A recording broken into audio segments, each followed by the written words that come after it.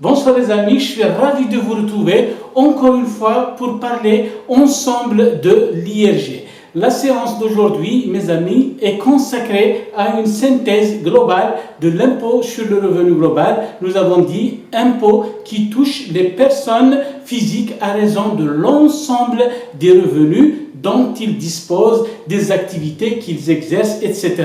Donc, mes amis, pour mémoire, cet impôt a été mis en place au début des années 1990. Donc, il s'agit d'un impôt unique qui va remplacer l'ensemble des impositions qui touchaient dans le temps les revenus qu'on appelait des revenus cédulaires en quelque sorte. Donc là, mes amis, on va imposer en une seule fois l'ensemble des revenus catégoriels à un barème que l'on appelle le barème progressif visé à l'article 104 du Code des impôts directs.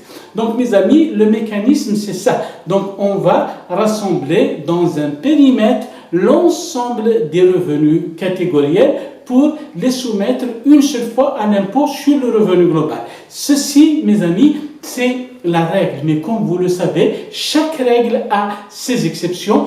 Nous allons les détailler justement dans la séance d'aujourd'hui et j'espère qu'elle va vous plaire. Parfait, mes amis. Donc, il faut retenir que dans l'IRG, on reconnaît 6 revenus catégoriels. Donc, nous allons les nommer ici. Le premier revenu catégoriel, c'est les bénéfices professionnels. Le deuxième, c'est les revenus agricoles. Troisième, c'est les revenus fonciers. Quatrième, c'est les revenus de capitaux mobiliers. Enfin, cinquièmement, c'est les traitements et salaires. Et sixième et dernier point, c'est les plus-values de cession réalisées par les particuliers. Parfait, les amis. Donc, nous allons essayer de voir globalement, catégorie par catégorie, et nous allons dire pour chaque catégorie, est-ce qu'elle sera imposée dans la G1. Pour rappel, la G1, c'est la déclaration annuelle des revenus. Autrement dit, c'est la déclaration qui doit recueillir l'ensemble des revenus catégoriels. Bien entendu, nous l'avons déjà signalé, il y a quelques exceptions à la règle, nous allons les voir au cas par cas. Donc vous voyez, mes amis, que j'ai dessiné un cercle, si vous voulez, autour duquel gravitent les revenus catégoriels. Et puis au centre, nous avons une déclaration qui centralise l'ensemble de ces revenus. Et une fois recueillis au niveau de la déclaration annuelle chez numéro 1, nous allons bien entendu effectuer ce qu'on appelle une imposition globale ou unique si vous voulez. Commençons les amis par les bénéfices professionnels. Donc qu'est-ce qu'on entend par bénéfices professionnels? Je vais essayer d'utiliser le langage le plus terre-à-terre à même d'essayer de faire parvenir le message.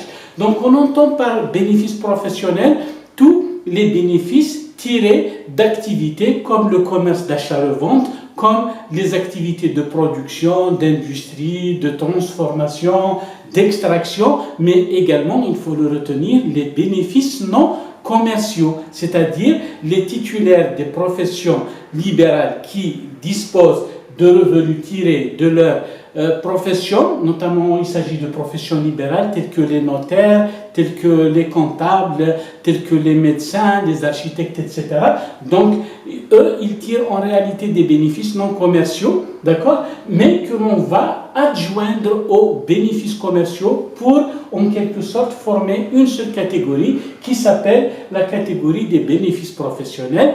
Rappelons-le, mes amis, en 2015, le législateur a fusionné les bénéfices commerciaux d'une part et les bénéfices des non commerciaux d'autre part, et on en a fait une seule catégorie qu'on appelle dorénavant les bénéfices professionnels. Donc comme vous le savez les amis, les bénéfices professionnels sont imposables à l'IRG, bien entendu lorsque l'activité du titulaire de la profession commerciale ou non commerciale ou artisanale d'ailleurs, si vous voulez, s'il dépasse le chiffre d'affaires de 15 millions de dinars. C'est un seuil parce que au-deçà de 15 millions de dinars, les amis, ces titulaires devraient être placés à un autre régime d'imposition que l'on appelle l'IFU ou bien impôt forfaitaire unique. Donc mes amis, retenez qu'il y a pratiquement pour chacune de ces catégories, soit il y a une déclaration spéciale, c'est-à-dire qui est spéciale comme son nom l'indique, elle est liée, elle est intrinsèque à l'activité elle-même, d'accord? Et puis, bien entendu, il y aura ce qu'on appelle la GE. Donc mes amis, pour les titulaires des professions commercial, non commercial, artisanal, etc. Donc, ils ont une déclaration spéciale qui s'appelle la G numéro 11. D'accord?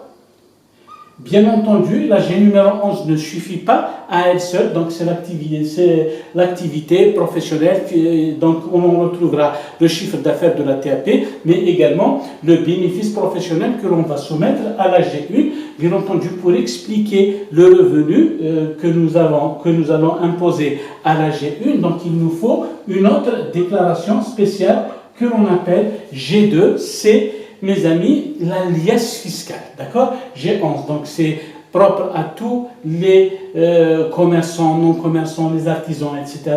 Mais la G2, bien entendu, dans la mesure où ils sont au régime du réel, ils doivent également souscrire une liasse fiscale qu'on appelle également par abus de langage la G2. D'accord? Donc, une fois déterminé le bénéfice en question dans la G2, on le reporte dans la G11 et puis, au plus tard, le 30 avril de l'année qui suit, l'année au cours de laquelle le revenu, le bénéfice a été imposé, bien entendu, mes amis, on va le rapporter ici dans la G1 pour qu'il fasse l'objet d'une imposition à ce qu'on appelle le barème. D'accord? Donc voilà globalement mes amis, la G11 est une déclaration spéciale, la G2 c'est le bilan fiscal autrement dit. Les bénéfices professionnels, on doit les imposer donc à la G numéro 1, donc on va dire que c'est l'une des catégories qui est versée systématiquement dans la déclaration annuelle des revenus G numéro 1. Puis nous allons passer les amis à la deuxième catégorie de revenus que l'on appelle les revenus agricoles. Donc, de quoi s'agit-il, les amis? Il s'agit bien entendu du travail de la terre et de l'élevage d'une manière générale. D'accord? Donc, par travail de la terre, donc il s'agit d'activités, si vous voulez, liées soit aux arbres fruitiers, soit par exemple à la culture maraîchère, à la culture des fougères, etc. D'accord? Et vous avez par ailleurs ce qu'on appelle des activités d'élevage. Vous pouvez par exemple élever des animaux tels que les ovins, tels que les bovins, tels que les caprins, tels que par exemple les ruches d'abeilles, tels que l'élevage de poulets, par exemple les canards, etc. D'accord? Donc d'une part, vous avez le travail de la terre, d'autre part, vous avez l'élevage des animaux. Donc c'est une catégorie particulière, mes amis. Donc on dit qu'il s'agit de revenus agricoles. Il y a là également une déclaration spéciale. Vous entendez par spécial, c'est-à-dire lié directement à la catégorie du revenu en question. Et on appelle cette déclaration spéciale, mes amis, la G numéro 15. D'accord? Et puis, bien entendu, une fois déterminée, si vous voulez, cette G15, en réalité, les amis, elle ne comporte pas le revenu proprement dit. C'est une déclaration descriptive dans laquelle l'exploitant, il va en quelque sorte décrire son exploitation. S'il s'agit par exemple de culture, de la terre par exemple, il va mettre la nature de la culture et puis la superficie exploitée. S'il s'agit par exemple, les amis, d'élevage de bovins par exemple, on va dire d'aviculture, de poulets de chair, de poules pondeuses, etc. Il va également mettre la nature et bien entendu le nombre, si vous voulez, le cheptel comme on l'appelle, exploité. Et puis en réalité, mes amis, il doit y avoir une commission qui va réunir les cadres de l'administration fiscale d'une part, les cadres des services agricoles et de la Chambre de l'agriculture qui vont siéger en principe une fois par année pour fixer les tarifs agricoles en fonction des régions, en fonction du climat, en fonction des rendements. D'accord les amis? Donc en réalité, les agriculteurs, les fellahs comme on les appelle, ils doivent se référer à ce barème qui fixe, nous avons dit, les rendements agricoles au titre d'une année. Bien entendu, c'est fait par cette commission et validé en principe par la direction générale des impôts. Si au titre d'une année, par exemple, la commission ne se réunit pas, on va se référer aux années précédentes, naturellement. Donc, comment on va faire? Dans la G15, nous avons dit, c'est descriptif, c'est uniquement les éléments de l'exploitation. Et puis, dans la G1, on va retrouver, bien entendu, en fonction des années, en fonction du rendement agricole, etc., on va fixer un revenu que l'on va, si vous voulez, centraliser dans la déclaration annuelle série G numéro 1. D'accord? Donc là aussi, on doit, dans tous les cas, si vous voulez, souscrire la déclaration G numéro 1 au même titre que les bénéfices professionnels d'ailleurs. Ok mes amis? Maintenant, on va passer à la troisième catégorie de revenus que l'on appelle les revenus fonciers. Donc, qu'est-ce que vous entendez, mes amis, par revenus fonciers? Il s'agit tout simplement des revenus locatifs. Autrement dit, si vous avez des biens que vous donnez en location, que ce soit des maisons, des locaux commerciaux et professionnels, ou alors des terrains nus que vous donnez en location, eh bien, ces biens fonciers, ces immeubles bâtis ou non bâtis, ils vont vous procurer des loyers, n'est-ce pas, mes amis? Eh bien, ces loyers constituent pour vous des revenus qui sont soumis à l'impôt sur le revenu global. Bien entendu, il y a une déclaration spéciale, souvenez-vous, on l'appelle la G51. D'accord? Pardon, pour vous en souvenir, vous n'avez qu'à la comparer à la G50, c'est la déclaration qui vient juste après G51, donc elle concerne les revenus fonciers, donc c'est les loyers procurés par les biens donnés en location. Donc qu'est-ce que nous avons, les amis, comme type de biens? Nous avons d'abord les logements collectifs, c'est-à-dire des appartements situés dans des bâtiments collectifs. Eh bien, mes amis, je dois vous préciser avant de commencer cela que la déclaration G51, elle est souscrite par le contribuable, si vous voulez, auprès du receveur des impôts dont dépend le bien immeuble. D'accord? Et puis, cette déclaration, mes amis, elle vous libère de la déclaration annuelle G numéro 1. Autrement dit, contrairement aux deux catégories que nous venons de voir juste là, les revenus fonciers échappent à la déclaration annuelle des revenus G numéro 1. Donc on va payer un impôt, souvenez-vous bien, c'est très important, qu'on va appeler une imposition libératoire. Wesh ma'nta libératoire, c'est-à-dire qu'elle vous libère de l'imposition ultérieure que l'on appelle une imposition globale ou imposition unique à la G1. Donc il n'y aura pas cette flèche qui viendra de là à la G1, mais on va la laisser en dehors, l'imposition au titre des revenus fonciers, on va la laisser en dehors, bien entendu, de la G1. Donc juste quelques taux pour vous donner un petit peu une idée. 7% du montant des loyers, d'accord, que l'on va appliquer sur les logements collectifs. Ok? 7%, vous prenez le montant du loyer que vous avez perçu au titre d'un appartement collectif que vous avez donné en location. Exemple, 10 000 dinars. Vous allez prendre, si vous voulez, 700 dinars et vous allez les reverser au trésorier dans les 20 premiers jours du mois qui suivent le mois de l'encaissement de ce loyer. Par contre, s'il s'agit de maisons individuelles, de type par exemple villa, ça va passer maison individuelle, ça va passer à 10%. Vous voyez bien mes amis, parce que vous êtes probablement plus à l'aise, vous êtes dans un confort nettement meilleur que dans un logement collectif. Aussi, le législateur à rehausser un petit peu le taux d'imposition, donc il passe de 7 à 10%. Maintenant, pour tous les autres biens, les amis, c'est-à-dire qu'est-ce qu'on retrouvera? On retrouvera, bien entendu, au taux de 15%, les locaux, d'accord, professionnels, commerciaux et les terrains nus.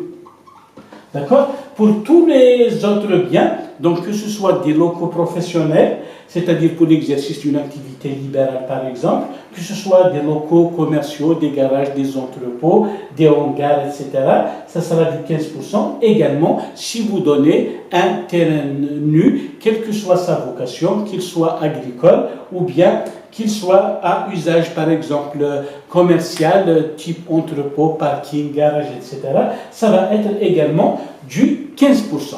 Mes amis, je dois noter également que si vous donnez en location à usage commercial, par exemple, un bien, même s'il s'agit d'un logement collectif, là, le taux de 7%, il sera remplacé par un taux de 15%. Donc ici, on va prendre plutôt la destination du bien et non pas la nature du bien. Est-ce que vous êtes d'accord? Si vous donnez, par exemple, si vous louez votre appartement à un médecin dans un immeuble quelconque, dans un bâtiment, comme on dit, vous n'allez pas payer 7%, même s'il s'agit d'un logement collectif, mais vous allez devoir payer 15% parce que là, on va notamment nous intéresser plutôt, comme on dit, à la destination du bien. D'accord? Donc, revenu foncier, nous avons dit 7, 10 ou 15%. En fonction d'abord de la nature du bien, 15% s'il s'agit à destination commerciale, mais les amis, souvenez-vous bien, il n'y aura pas cette flèche qui viendra, si vous voulez, du revenu catégoriel vers la G numéro 1, mais on va laisser cela en dehors. Cette flèche sera dirigée en quelque sorte vers l'extérieur. Donc j'espère que vous m'avez bien compris l'imposition des revenus fonciers et libératoires de l'IRG. Qu'est-ce que cela veut dire? Cela veut dire qu'on n'aura pas à souscrire de déclaration ultérieurement et nous ne serons pas amenés à payer un autre impôt autre que celui que nous avons déjà payé. Ok? Parfait. Donc nous venons de terminer avec la troisième catégorie de revenus qui est les revenus, bien entendu, fonciers. Là maintenant, on va parler des revenus de capitaux mobiliers. D'accord? Revenus de capitaux mobiliers. Nous allons en parler. Nous avons essentiellement, les amis, deux types de revenus. Nous avons d'abord les dividendes tirés par les personnes physiques naturellement, et nous avons les intérêts, d'accord? Donc les dividendes, il s'agit des parts de bénéfices tirées des sociétés à responsabilité limitée ou des sociétés de capitaux de type, par exemple, vous avez la SPA, vous pourrez par exemple être associé unique d'une heure, les bénéfices que vous en tirez seront soumis également au taux approprié dans la catégorie des dividendes, d'accord? Donc c'est essentiellement les revenus du capital, ce sont les parts sociales que vous détenez dans des sociétés à responsabilité limitée ou alors les actions que vous détenez dans les sociétés par action qui vous procurent en quelque sorte ces dividendes. Et rappelons, mes amis, quel est le taux d'imposition? Le taux d'imposition en question, il est de 15% et il est libératoire de l'IRG. Qu'est-ce que cela veut dire? Nous n'aurons pas à souscrire, si vous voulez, de déclaration G1 au titre de ces dividendes, c'est-à-dire dont nous avons bénéficié. Autrement dit, l'imposition, la ponction, la retenue à la source qu'aura effectué la société sur nos dividendes bruts nous libère d'une déclaration ultérieure. D'accord?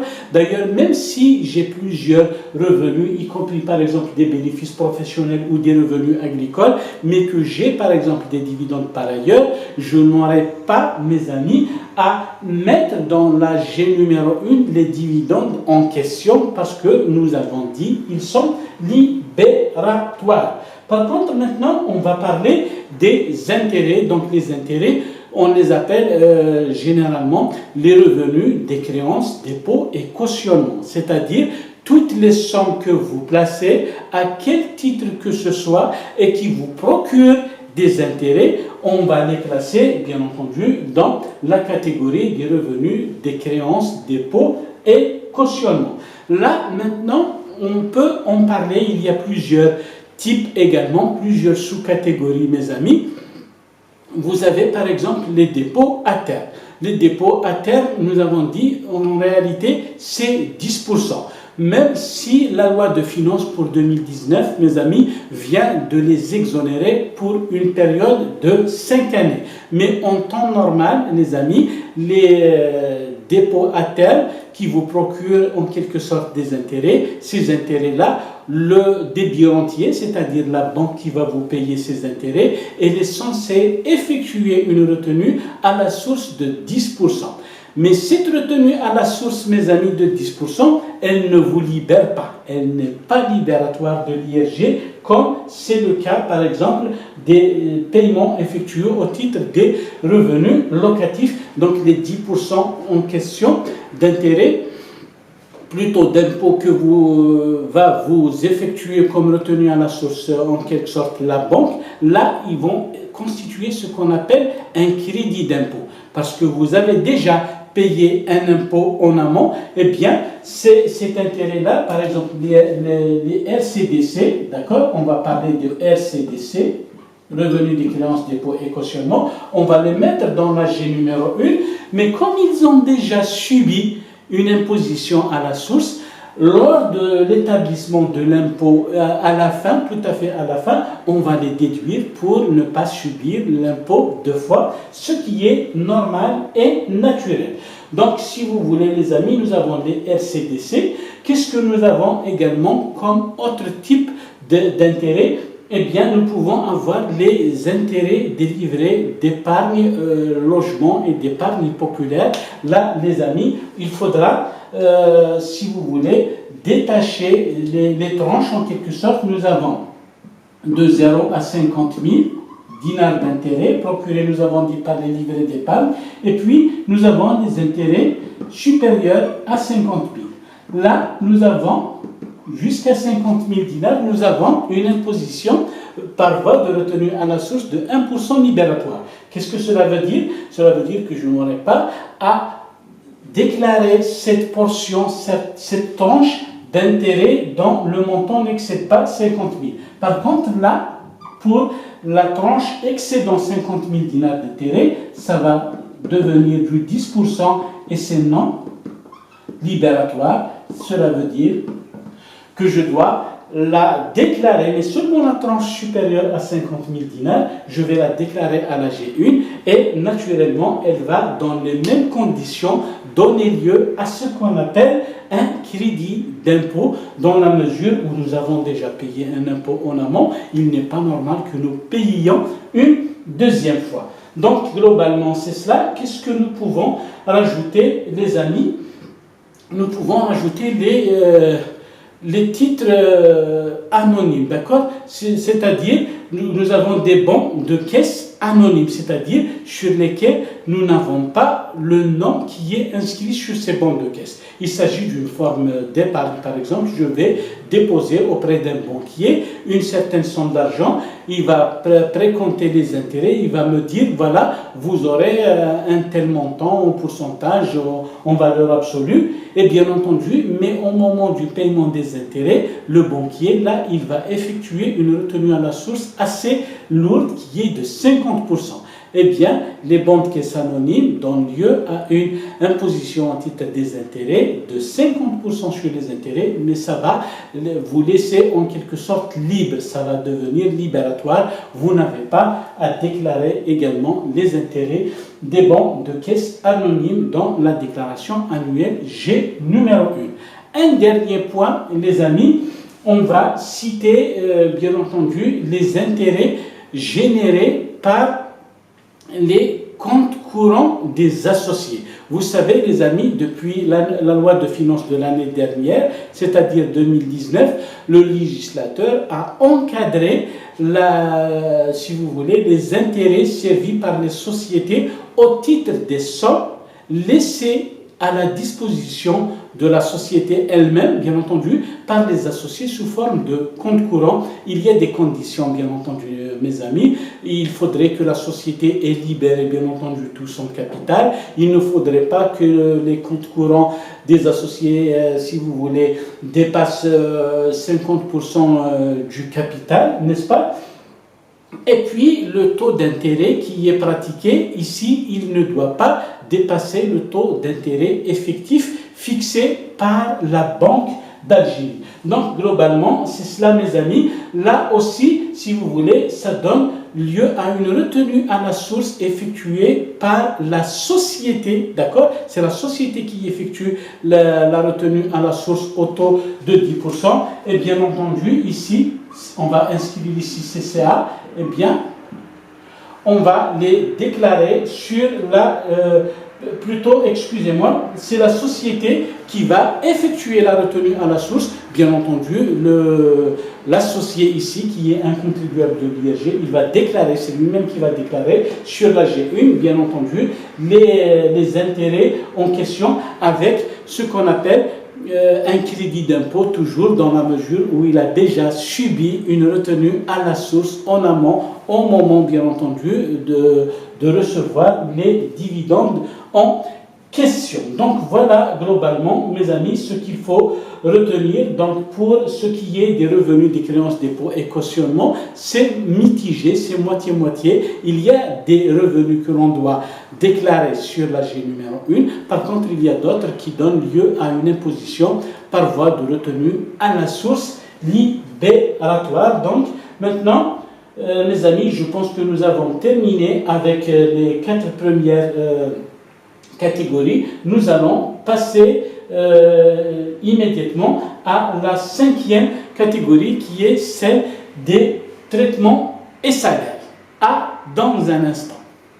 On va donc continuer, les amis, avec la 5e catégorie qui s'appelle la catégorie des traitements et salaires. Donc vous devinez, les traitements sont les rémunérations servies aux travailleurs dans la fonction publique d'une manière générale. Donc ils ne sont pas négociés, c'est des traitements prévus suivant des grilles qui ne sont pas, nous avons dit, négociés. Par contre, des salaires, c'est toutes les autres rémunérations, par exemple, qui sont servies, par exemple, dans le privé et qui sont librement négociées. Donc les traitements et salaires, mes amis, constituent également dans l'ordre la 5e catégorie de revenus pour les personnes physiques. Donc, nous avons dit qu'est-ce qu'on entend par salaire. D'abord, la rémunération principale, l'ensemble des indemnités et des primes qui sont liées, par exemple, au travail. Et bien entendu, nous avons comment on appelle ça, des exonérations qui sont prévues à l'article 68 du Code des impôts directs. Donc, mes amis, si vous voulez connaître les éléments qui échappent à l'imposition des traitements et salaires, bien entendu au titre de l'IRG, vous n'avez qu'à examiner la liste des 13 éléments, si vous voulez, contenus dans l'article 68 du Code des impôts directs. Ce serait assez long et fastidieux de les citer tous ici. Donc nous allons cibler, les amis, l'essentiel ici, et nous allons dire est-ce que les titulaires, est-ce que les bénéficiaires de salaire vont déclarer leur salaire, leur rémunération, si vous voulez, dans la déclaration annuelle des revenus, G numéro 1, oui ou non. En fait, les amis, il faudrait nuancer, on va la faire monter ici, quelque part ici, 5e, c'est toujours les traitements et salaires, d'accord? Donc les amis, il y a deux cas de figure. Lorsque le salarié ne dispose que de ce salaire comme source de revenus, d'accord? Source unique de revenus, c'est-à-dire c'est uniquement ce seul salaire qui le fait vivre, eh bien le salarié n'aura pas, les amis, à souscrire de déclaration annuelle G numéro 1, comme vous le savez, vous êtes probablement nombreux à être dans ce cas, c'est que votre employeur vous prélève à la source un IRG qui est calculé suivant un barème mensuel progressif et qui a connu bien entendu des aménagements à la faveur de la loi de finances complémentaire pour 2020 qui vient de paraître. Pour rappel, jusqu'à 30 000 dinars de salaire imposable, mes amis, vous êtes exonérés de cet impôt. Maintenant, si votre salaire imposable varie entre 30 000 et 35 000, il y a un autre abattement qui viendra en dessus du premier abattement que nous connaissions déjà à l'article 104 pour un petit peu éviter le tassement, si vous voulez, de manière à ce que ceux qui touchent moins de 30 000 dinars, si vous voulez, en brut, ne toucheront pas plus que vous qui dépassez par exemple 30 000 dinars. D'accord? Donc c'est un petit peu pour sauvegarder la progressivité de l'impôt sur le revenu global du fait de cette révision apportée par la loi de finances complémentaire pour 2020, notant également que les personnes handicapées bénéficient également d'un autre abattement supplémentaire pour, bien entendu, les salaires bruts imposables compris entre 30 000 et 40 000 dinars. Les amis, vous pouvez visionner, si vous le souhaitez, la vidéo numéro 276 de cette même chaîne YouTube pour avoir plus de précision sur le mécanisme de calcul de l'impôt sur le revenu global à la faveur de ce nouveau texte de loi. Maintenant, les amis, par contre, imaginons que vous ayez en plus de votre salaire une autre source de revenus, par exemple, on va dire bénéfice professionnel, on va dire par exemple un revenu agricole. Là, vous cumulez votre salaire avec une autre source de revenus qui est soumise, mes amis, à la déclaration annuelle. Donc, qu'est-ce que vous allez faire? Vous allez cumuler ici les deux revenus naturellement de manière à ce que vous obteniez un total, d'accord? Là, on va, bien entendu, on va l'intégrer ici, bien entendu, si cumule, d'accord? Si cumule, bien entendu, on veut dire par là, il y a un cumul de revenus, et bien entendu, le salarié va devoir déclarer les rémunérations brutes dont il a bénéficié au titre, bien entendu, de l'année. Il devra les déclarer au plus tard le 30 avril de l'année qui suit celle au cours de laquelle il a perçu ses salaires. Et bien entendu, il sera bien entendu imposé au revenu global, bien entendu, par exemple, bénéfice professionnel plus cumul. On va prendre l'ensemble des revenus, on va les soumettre au barème annuel progressif. Et bien entendu, comme il a déjà payer un IRG en amont, puisqu'à chaque fois que son salaire lui est servi par son employeur, nous avons dit l'employeur il va effectuer une retenue à la source, ce qui est normal, c'est la loi qui l'oblige. Et bien entendu, la même chose mes amis, un petit peu comme on a évoqué pour les autres éléments plus bas, nous avons dit il y a ce qu'on appelle un crédit d'impôt. C'est un petit peu comme s'il s'agissait d'une créance ouverte sur le trésor public. Donc nous avons revenu global, barème IRG, IRG brut, bien entendu, moins de crédit d'impôt pour arriver enfin à l'IRG net à payer, bien entendu, par ce salarié, on va dire, à l'occasion de l'ensemble de ses revenus dont il a bénéficié. D'accord, mes amis? Donc, nous avons dit une position nuancée pour ce qui est des salaires. Source unique de revenus, c'est libératoire. Cumulé avec d'autres revenus soumis à la G1, vous allez bien entendu faire le total, vous allez calculer un brut, puis vous allez faire un crédit d'impôt. Donc globalement, mes amis, les salaires, donc ils sont régi par les articles 66, 67 et suivants du Code des impôts directs. Et pour ce qui est, bien entendu, du barème, vous avez l'article 104 du Code des impôts directs. Par contre, il faut également citer que certaines primes, certaines gratifications, certaines indemnités, mes amis, sont servies aux employés suivant des périodicités autres que mensuelles. Je vais citer par exemple une prime d'encouragement qui est servie trimestriellement, une prime d'intéressement qui est servie annuellement, etc. Tout cela, mes amis, vous allez effectuer une retenue à la source, non pas suivant le barème progressif mensuel, mais suivant un taux unique de 10%. Tout ce qui est rémunération, nous avons dit, servi suivant une périodicité autre que mensuelle, ça peut être des primes généralement, ça peut être des indemnités de toute nature, vous allez appliquer du 10%. Par contre, mes amis, si en plus de votre activité salariée, vous avez par exemple une occupation à titre vacataire auprès d'autres entreprises, au titre d'autres organismes, eh bien, là aussi, l'organisme employeur, nous avons dit à titre vacataire, il va effectuer une retenue à la source également de 10% s'il s'agit de formation, s'il s'agit par exemple d'enseignement, d'assistanat, de recherche, etc. Si c'est lié au monde de la formation et de l'enseignement, mes amis, la retenue à la source qui vous sera effectuée est de 10% libératoire. D'accord? Par contre, mes amis, s'il s'agit d'autres missions, par exemple, vous faites de l'audit, vous faites bien entendu d'autres missions, par exemple de l'accompagnement, du conseil, là, ça va devenir du 15%. Bien entendu, libératoire, si vous n'avez toujours comme source de revenus que vos salaires et éventuellement ces activités à titre vacataire. Par contre, si vous cumulez avec d'autres revenus qui sont soumis à la G numéro 1, là, vous serez rattrapé par la déclaration annuelle G numéro 1, là où vous allez déclarer l'ensemble de vos salaires, l'ensemble des rémunérations perçues au titre des vacations, etc.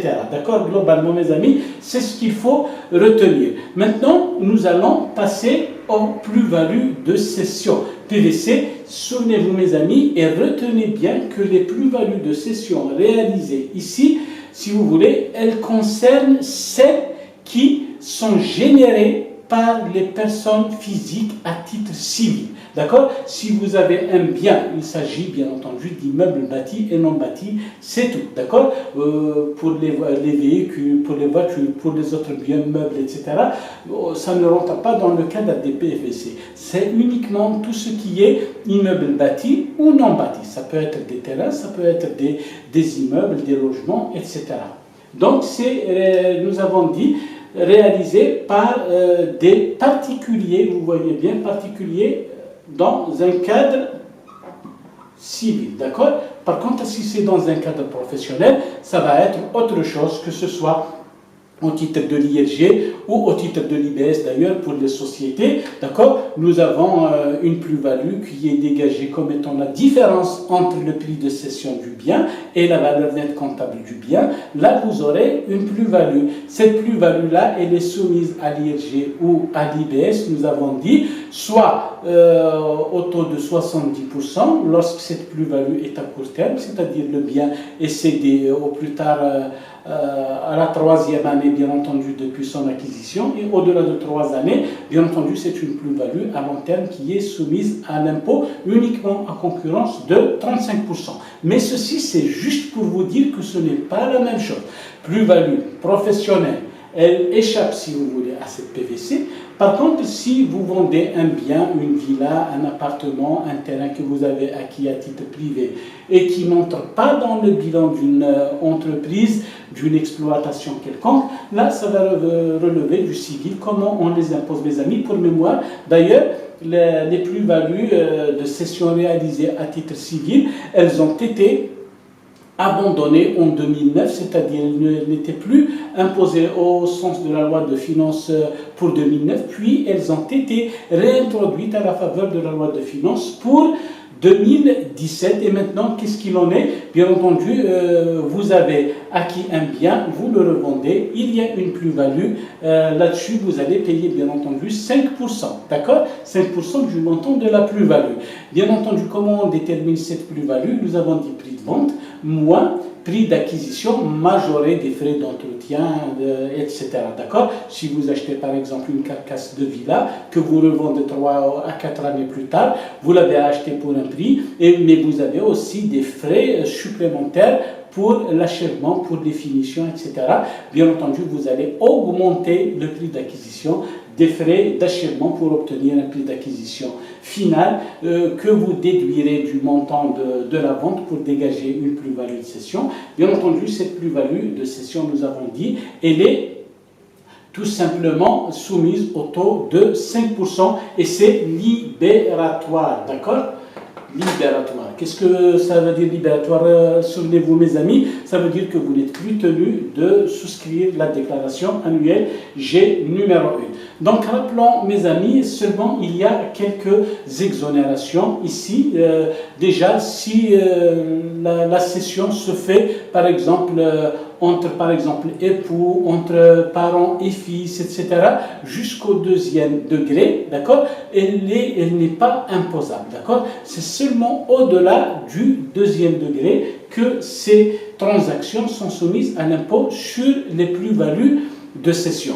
Également, les plus-values de cession réalisées à l'occasion d'une cession d'un bien par, si vous voulez, dans le cadre d'une opération de cession bail, d'accord, le crédit preneur, par exemple, lorsqu'il va céder au crédit bailleur un bien et que ça dégage une plus-value de cession, celle-ci, mes amis, elle échappe, si vous voulez, à la plus-value de cession en question. Également, si vous cédez, mes amis, un bien, par exemple un logement collectif, je voulais dire, que vous avez acquis depuis plus de 10 ans et qui constitue votre unique propriété, bien entendu, si vous le cédez, cette cession-là, elle est exonérée en matière de plus-value de cession. Également, le cas lorsque, par exemple, des héritiers cèdent un bien pour régler l'indivision dans le cadre de la succession, elle échappe également, si vous voulez, à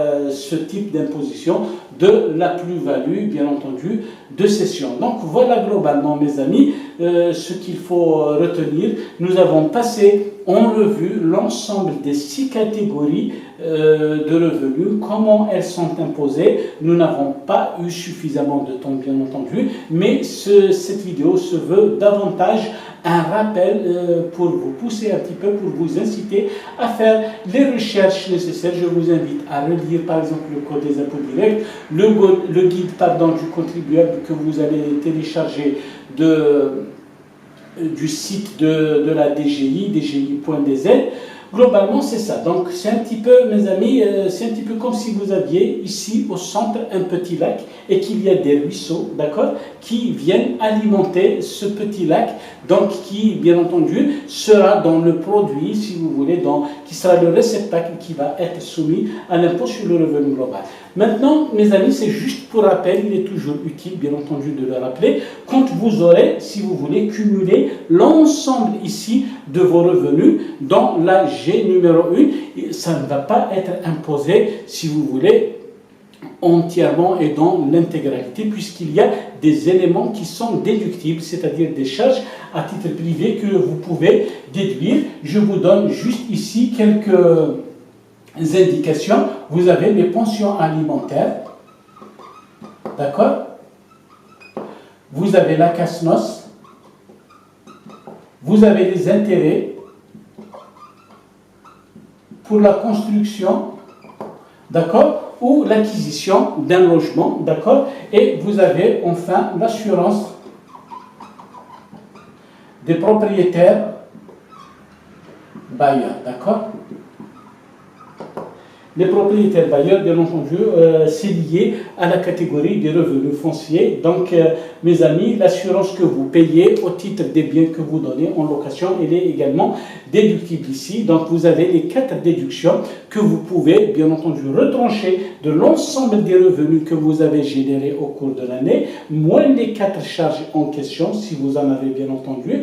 Puis, vous allez déterminer ce qu'on appelle un revenu brut, plutôt net imposable. Après le brut, moins les charges, vous avez un net imposable. Et éventuellement, mes amis, les déclarations souscrites par les époux, elles donnent également, si vous voulez, droit à ce qu'on appelle une réduction de 10%, un abattement de 10% sur le montant net, si vous voulez, des revenus générés par les 2 époux. Parfois, mes amis, ça peut être bénéfique pour le couple, comme ça peut être, si vous voulez, plutôt au détriment du couple lorsque les revenus sont importants parce qu'ils vont être touchés davantage par le taux marginal de 35% au titre de l'IRG. Il vous appartient, bien entendu, de faire des simulations. Donc, vous voyez, mes amis, nous avons dit revenu brut imposable, moins les charges, revenu net imposable, et puis, donc, on va faire ici, si vous voulez, une représentation, revenu brut, d'accord, moins les charges, vous avez revenu net imposable, d'accord. Le revenu net imposable, qu'est-ce que vous allez faire? Vous allez le soumettre au barème progressif, article 104, d'accord?